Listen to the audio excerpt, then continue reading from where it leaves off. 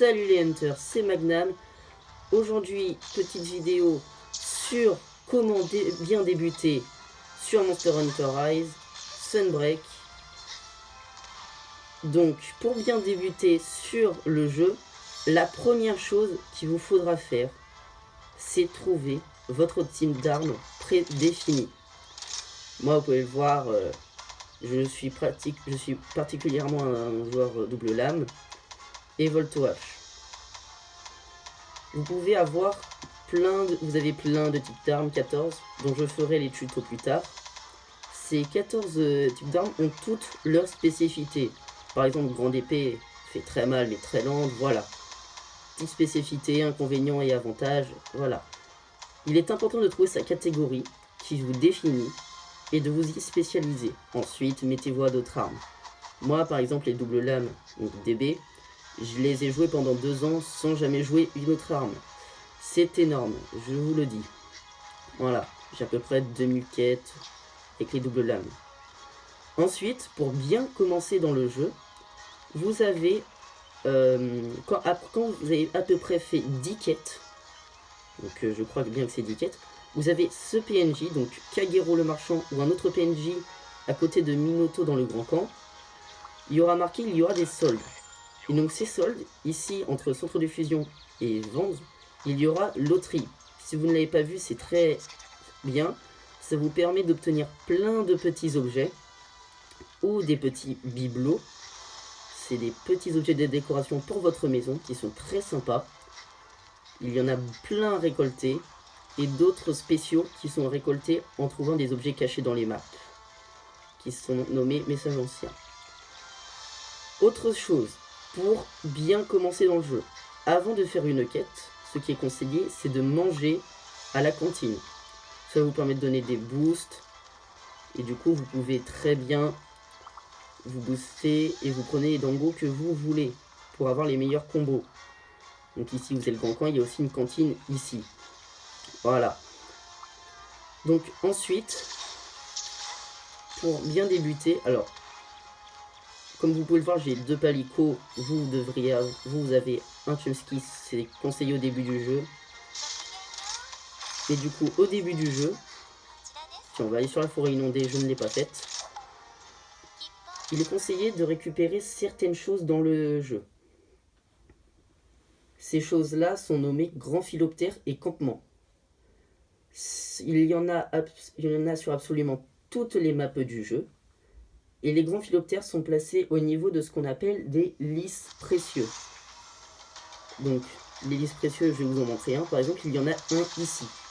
Donc ici, moi, vous pouvez le voir, j'ai le grand philoptère. Et là, sur la map, vous pouvez voir tous les grands philoptères de la map, ainsi que là où ils mènent. Ici, vous trouvez des petites choses, et quand vous y approcherez, il y aura marqué vous êtes à côté d'un lys précieux. Quand vous voyez ça dans votre chat, il faudra y placer un grand philoptère que vous pouvez obtenir auprès d'un PNJ en armure Izushi, près de votre maison, ou alors juste à côté du pont pour aller sur la place pile poil. Et vous permettre de vous déplacer très vite, comme vous pouvez le voir. Voilà. Alors là, vous allez vous dire, c'est bien, mais par exemple celui-ci, il sert à rien. Eh bien, vous avez tort. Celui-ci vous permet de vous diriger en zone 13, car oui, ici, petit tips pour les personnes qui jouent dans la forêt inondée et qui veulent se déplacer très vite, il y a un petit passage secret ici, qui vous amène directement en zone 13. Et voilà. Voilà donc une grosse utilité des grands philoptères. Plutôt que d'utiliser un Chumsky et de faire le tour de la zone 1 à la zone 13, utiliser ça, c'est bien pratique. Ensuite, nous avons les campements. Donc, les campements, celui de la forêt inondée est ici. Il y en a 1 ou 2 par map. Ceci dépend de la map. Comme vous pouvez le voir, forêt inondée, il n'y en a qu'un seul. Donc, à la forêt inondée, vous pouvez voir que le campement est ici. Et cela, du coup, vous permet de vous téléporter au campement, comme dans le tuto que vous avez fait avec Utsushi, qui vous dit d'aller au campement principal. Ici, avec ce campement, vous avez accès à zone 6, 11, 7, 9, 4 et 8. Parce que oui, avec les philoptères, vous pouvez aller beaucoup plus vite. Vous avez aussi accès à la zone 10, même si en Chumsky, c'est beaucoup plus rapide. Personnellement, comme je n'ai pas de chumski, je prends un campement. Voilà. Donc ça, c'était la base. Ensuite, là, je suis parti en expédition. Alors, j'ai des amis qui partent en expédition mais ne savent pas comment la quitter. Car oui, c'est une quête infinie où les monstres respawnent à l'infini. Donc cette quête, pour en sortir, au cas où vous ne le sachiez pas et que vous évitez d'être bloqué dans une expédition, vous allez dans le menu, vous allez dans compléter quête. Vous ne pouvez pas faire abandonner, vous allez dans compléter quête. Vous allez cliquer sur oui. Et du coup, ça vous donne la cinématique d'expédition terminée. Et vous allez récupérer des ressources si vous avez tué des monstres, des points Kamura, des herbes ou alors des os, etc. Moi ici, j'ai rien fait, pourtant j'ai quand même récupéré quelque chose. Personnellement, j'en ai pas d'utilité. Voilà, vous pouvez gagner des ennemis et des points Kamura si vous avez tué des monstres. Ça, c'est la base. Et il faut aussi à tout prix récolter tous les objets que vous voyez pour pouvoir construire des armures ou des armes. L'autre chose qui est désormais très importante, la place pile poil. Ici, vous avez trois choses très importantes. Alors ici, c'est un PNJ très inutile. Vous avez Lori, donc ce PNJ. Si jamais votre palico ou votre chumski ne vous convient pas, vous voulez les renommer, vous pouvez les renommer, les renvoyer ou en recruter. Et ça, c'est très pratique. Comme ça, vous pouvez trouver peut-être le palico de vos rêves avec les meilleures capacités et tout. Voilà. Et même pour les chumski. Ensuite, nous avons Kogarashi, le chef féline. Vous pouvez voir, il y a marqué mi-mercenaire. Ceci est très important pour récupérer des objets exclusifs.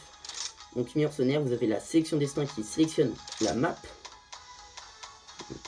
J'ai ces 5 là. Vous avez ces 5 là, moi j'en ai 7 grâce au DLC. Et ici, comme vous pouvez le voir, il y a des petites particules au niveau des herbes. Vous pouvez en avoir au niveau des monstres, des insectes, des ossements, etc.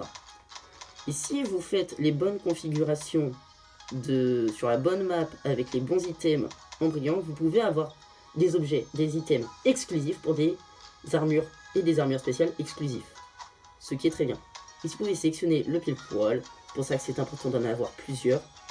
Vous avez la grande châtaigne, donc pour augmenter les résultats, voilà. Très pratique. Ensuite, nous avons l'argosie. Alors l'argosie, comment ça se présente?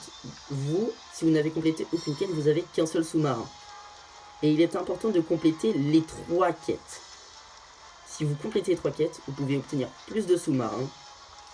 Et donc, vous pouvez obtenir beaucoup plus de récompenses. Par exemple, moi je fais prendre. Vous voyez ici, coffre verrouillé, c'est un item assez spécial. C'est un coffre trésor dont la serrure rouillée est impossible à ouvrir. Ça se vend assez bien. Voilà. Donc moi je vais tout prendre. Vous pouvez ensuite faire échanger. Vous avez 3 types. Bric-à-brac, sélection spéciale et rareté.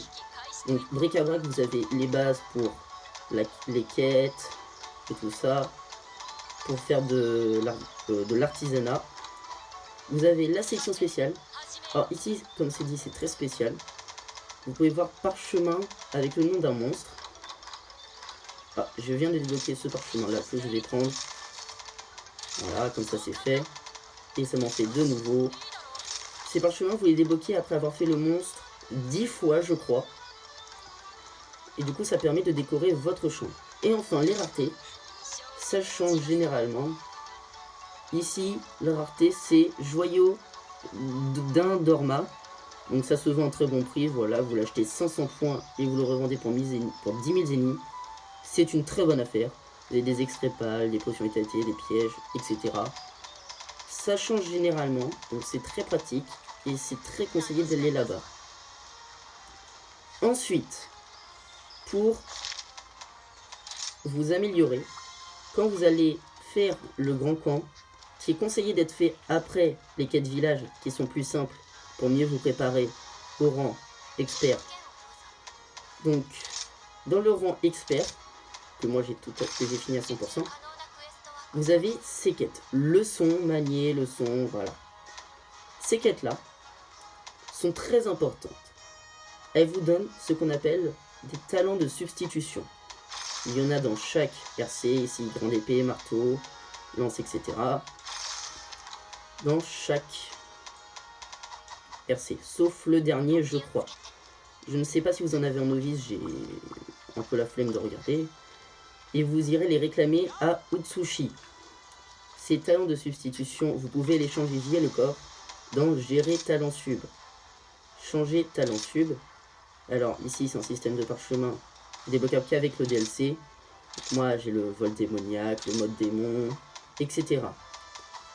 Avec certaines attaques du DLC que je ne présente pas. Et vous pouvez débloquer d'autres talents de substitution en ayant passé le boss final des quêtes village. Ça c'est très important. Ou alors vous pouvez faire 10-15 quêtes avec cette arme et ça vous débloquera le talent de substitution. Voilà. C'est la base pour bien débuter. Ensuite, évidemment, faites des équipements pour vos pile-poils et forgez-vous un maximum d'équipements. N'hésitez surtout pas à farm plusieurs fois un monstre pour récupérer un maximum de matériaux. Tant qu'on y est, non, remarque non.